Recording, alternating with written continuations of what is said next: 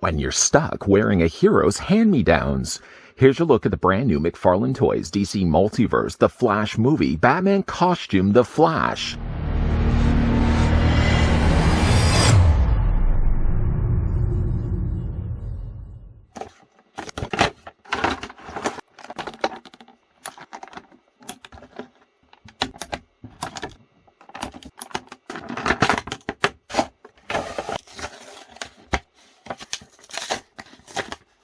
In an alternate 2013 created by the time-traveling Barry Allen, young teenage Barry has grown up carefree with the support of both his parents, but is yet to experience the events that will transform him into the Flash. Full of excitement and wonder at the arrival of his older self visiting from 2022, young Barry is eager to discover whether he's able to gain the very same powers and become the superhero in his own right. Seeing the Scarlet Speedster in somebody else's suit may seem strange, but before we get a closer look at the Batsuit version of the Flash, I'd like to first grab the tape measure, of course, as I always do. But I'd also like to thank the folks over at McFarlane Toys that did provide the sample we're about to have a look at. Admittingly, I will tell you, even on paper, the idea that Flash is walking around with a painted-up version of the Cape Crusader suit, I don't like it one bit. Maybe it'll actually change my mind when the movie actually does come out. But in the meantime, Batsuit Barry actually stands about 6 3/4 of an inch tall, or the figure's about 17 centimeters in height. So I'm going to guess that the suit that Barry Allen is wearing this time around isn't in fact the same suit that Michael Keaton eventually wears, or a copy of that. You can kind of tell by the way that the abdomen is sculpted, it actually looks like, and I hate to say this, it looks like the Batman Returns suit, which is one of my favorite all-time Batman suits. The fact that it would become this abomination all painted here in red just has my head shaking behind the camera. Here, speaking though of another Flash, here's what the figure also looks like with the other regular costume Flash. And even more now, I actually end up liking this suit when we compare it to the one that we're about to look at in the middle. Most accessories for Flash figures follow the same formula of a trading card, a display stand, and then again all these Speed Force effects that you can clip onto the figure in various parts. First though, backtracking a bit, the figure comes included with a display stand. Still the same circular black stand with the same DC logo printed down below, and yes, still the same peg to the far corner. Good if you want to put Flash in more dynamic poses than the very boring one that I have displayed him in right now. The figure also comes included with a trading card. The trading card, once again, is using an illustration here. Just again, look at this mess here. So he's literally cut the ears off the top of a bat cowl. He's painted over the bat emblem. But again, looking at the way that they've designed the abdomen area here is very close to the design that Batman had in the Batman Returns costume. So it really makes me think that he's actually using a Batman Returns suit, which makes things even sadder. Flip around to the back, though. The real name is Barry Allen. Then down below from that, you've also got yourself the paragraph read. You can pause and read for yourself, if you so wish. Moving that to the side, the figure comes included, already mentioned, with the figure comes with all these Speed Force effects. They are differently sculpted, but they all sort of follow the same formula, being translucent yellow plastic, fairly soft plastic also as well. They sort of just hug on to the figure's body like giant leeches, and you can clip them on in various parts. Just to pick them up and show you guys, they're all sort of about the same idea, that they all kind of clip on the exact same way. And there's real no rhyme, no reason as to whereabouts they actually clip onto the figure, so it's just entirely up to you where you'd like to put them. You can, for example, clip them around his ankle. Maybe you want to twist it around so it's facing the right way. Not that, again, there's a right or wrong way to clip it, but you're literally just clipping it on until you get the desired look that you want. In fact, at the beginning of this review, I clipped a couple onto his thighs.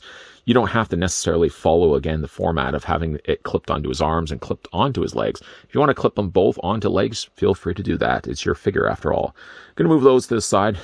And now getting a closer look at the Flash and Batman suit. Now, obviously, I already mentioned the fact that this is the real telltale right here, is this perhaps being the Batman Returns suit, by the way that the abdomen is sculpted.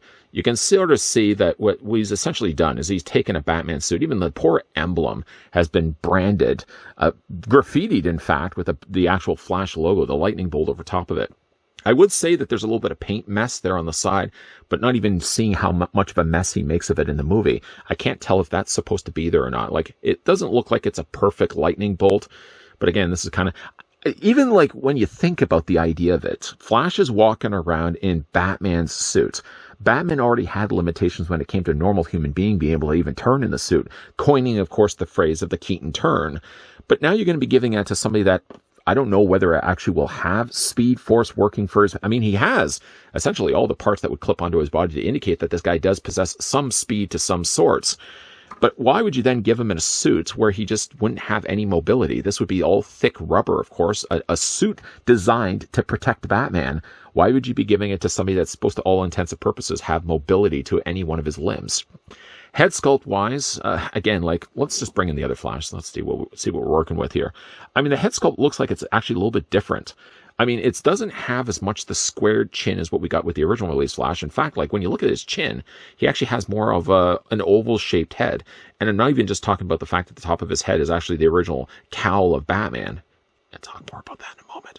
But even like if you look at the mouth doesn't seem to be of the same shape. It could also just be the way that it's been squished inside of a cowl clearly designed for Bruce Wayne and not necessarily for Barry. But still, it doesn't look like it belongs to the same figure. I mean, obviously the colors are very much different between the two. It's one thing I actually do think that the figure does well is the colors that they chose. The colors are actually less of a bright red and actually a little bit more closer to the John Wesley ship version of Flash, which utilized a lot more of the darker burgundies and colors of crimson that we see here. Kind of do like the colors that they've used here for the suit, even though I don't like the idea that he's even painted over top. Would he have just spray painted over top the Cape Crusader's costume? I don't even know. Part of me doesn't even want to know either. He has also, the strange thing is, he's also added sort of the lightning that he has on the side of his head, but it actually kind of looks like he's wearing more like a headband, like he wants to be listening to music. I can't imagine it'd be easy to listen to music if he's wearing like thick rubber for a suit, like a cowl suit, but he's also gone ahead and clipped the Cape Crusader's ears literally, taken off the top. They're still squared off to the top, so unfortunately you can still very easily make up how this would have looked like the original Batman suit. And then one thing that's also really interesting about this is that this would have been the original suit where, like, the logo, for example, would have still been part of the cowl. Because we do see images, obviously, in the earlier movies where the cowl and the emblem go one in one. And actually, he literally just takes then the cowl piece and puts it over top of his cape and the regular suit underneath. So, like, unlike the new Batman, which, let's just grab the Bruce Wayne off to the side here. Bruce Wayne, who we just recently had a look at, you can remember, like, in that review, I did talk about the fact that the emblem looks like it might be something that he puts over top of his cape as a separate piece. The original Flash this Flash using the original Batman Returns suit looks again to go back to the idea that the cowl and the logo of the Bat's logo is actually all one piece. And then he just puts that over top of his existing suit. There's nice colors here for what it is. He is looking like he's added some additional elbow pads. I want to say shoulder pads, elbow pads there. And he's also wearing himself gloves. But it's just a modge podge of just mixed together things. It's like he essentially took something that wasn't ever designed to be a Flash suit and forced it into being a Flash suit, and ultimately it just doesn't work. I want to say, like, here's where my separation comes from this. I really don't like the design of it from what we've seen, at least in the movie so far, and I hate the images we've seen of it. It just looks, again, like he took a Batman suit, literally, and just has destroyed it to turn into a Flash suit. From a figure standpoint, if this is the way it's supposed to look in the movie, then I think they have nailed it, but maybe just nailed it based on a horrible design in the first place. Like, he literally has little lightning bolts that he's painted on the sides of his boots. But, I mean, you can clearly see, like, that's still Batman's boots that he would have been wearing before. The colors are nice. Like, I do like the crimson colors that they've used. Again, I mentioned already that it looks very much like, sort of like the 90s Flash suit that's darker in color and here in the crimson color. And he's got some really nice airbrushing. So I think, like, they've handled the figure well. I think the design is terrible, though, to be all honest. For the articulation on Flash, the neat thing about it, though, is that it kind of retains the same sort of articulation that Keaton would have been limited to before. Instead of actually having head articulation, the head and the neck go one and the same, that they all connect via one ball joint that allows the neck and the head to move together. Up, down, left, and right. And again, technically, you can rotate it all the way around. Shoulders do come out, and because there's no cape, obviously, there's no limitations at all with moving the arms out at 90 degrees. You can take those arms, rotate them all the way around. Just the thing about it, though, is as you're rotating around, you're always going to be hitting the little points, the part of the cowl that sticks out. He does have a bicep swivel, does still retain a double hinge on the elbow, and the gloves that he's wearing in this time around actually does allow rotation in the wrists. You can rotate them all the way around. The upper torso is on, once again, a very generous ball joint. This is hard plastic, by the way. This down here is actually a softer plastic. Both the abdomen and the lower I guess the top of his waist would be all soft plastic. I don't know why they necessarily just didn't keep this as a harder plastic. Probably because it would have made things a little harder to rotate his torso. And that's probably why they actually used a softer material. Legs do split out, once again, relying on a ratcheted joint. You can take the legs and move them forward. You can move them back. Swivel at the top of the thigh. The figure does possess a double hinge on the knee. No articulation once again for the boot. The boot's all one piece to a continuation of the calf, but you can move at least the shoe part of the boots up and down. You can rock them back and forth. And again, he does have the toe articulation. Wow. Where do we begin? Well, where do we begin? I guess where do we end? In the end of this review, while I do like the look of the figure from a standpoint of how they applied the paint, I like the airbrushing. I like that. The colors of the yellow where he does actually apply it does look good on the figure. The designing of it, though, looks well, I don't want to say fantastic. What's the opposite of fantastic? Garbage? I don't want to say garbage either. Because if this is the way that Barry does have his suit in the movie, that version, that alternate reality version of Barry Allen, then I think McFarlane Toys, to their credit, replicated it as best they could to an actual plastic figure.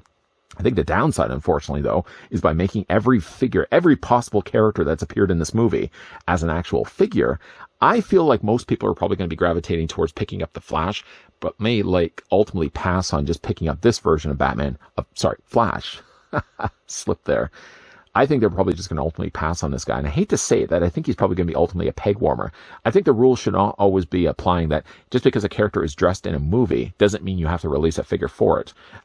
I don't think this is going to be well received. I certainly don't like the look of Flash looking like this in the movie. And I think it may translate to a figure that ultimately collectors are going to be passing on. Unless you're a diehard collector and you're picking up anything and everything that McFarlane is releasing, then you might likely then pick up both. But I think anyone casually going into picking up the Flash movie figures will probably gravitate, I think, more towards getting this guy than picking up this guy here. Boy, was I ever hard on this figure. And I want to just backpedal a bit here. I wasn't actually hard necessarily on the figure. I was hard on the fact that the figure is designed on a suit that looks horrendous in the movie. Maybe my opinions may ultimately change when the Flash movie does actually go and I get the chance to go see it in the theaters. What am I talking about? It's still going to look horrible. While I didn't like the look of the Flash, the actual real Flash suit that Barry wears in the movie, this is actually even taking that and demoting it even further. You're literally taking another man's suit. We don't even know how he gets his hands on this Batsuit in the first place, but he takes the suit and then he turns it into this, whatever this may be. Still, it looks like he's got headphones on the back of the cowl. Maybe he's listening to music while he's going around, zipping around the streets. But again, it doesn't make any sense. Why would he be listening to music if that's the case over top of a rubber cowl? Can you even hear what he's listening to? Or does he just have it jacked so loudly that everybody around him gets the chance to... You ever be around somebody like that not only is it important enough for them to be able to hear the music that they're listening to, but they turn it so loudly that everybody around them gets the chance to listen to their garbage music as well. Boy, oh boy. Even though I don't like the design of the figure, I will say, at least to the credit of McFarlane Toys, I think based on what we've seen images of this dismal looking suit, I think they've translated it well to plastic. Whether this will be a figure that will sell, though, that's the only problem. Because if you don't like the look of the suit, and then you see the movie, and you still don't like the look of the suit, I don't know how many committed collectors out there are going to be wanting to get this figure, unless, again, they want to get anything and everything that's linked to the Flash movie. But what do you guys think of the figure? Let me know down below in the comment section. And what do you think of the design of the idea that Barry would have even taken a Batman suit, cut it all up, and turned it into one that he would have been able to wear around? Let me know down below. I'm pretty sure it's going to be pretty heavily influenced on one side of the spectrum. I can't imagine this is going to be something that's be split down the middle, 50-50. People liking the look of the suit, people disliking the look of the suit. I don't know. Let me know down below in the comment section. Once again, a big thank you to the folks over at McFarlane Toys that did provide the sample of the brand new Bat costume Flash that we could have a look at from the brand new Flash movie. If you guys enjoyed this video, want to hit with a like. If you guys are loving the content you guys are seeing, whether you like this suit or not, please don't let this be the reasoning why you don't want to subscribe to this channel. But if you are loving the content and on board to see more, make sure you hit that subscribe button down below and that you're also turning on the bell notification. We are also, FYI, going to kind of cleanse our palate from this looking suit, and we're going to move on to something a little bit better. I think there's definitely going to be a lot more Flash figure reviews coming your way, so definitely stay tuned to this channel. And as always, guys, thanks for watching. See you guys next time.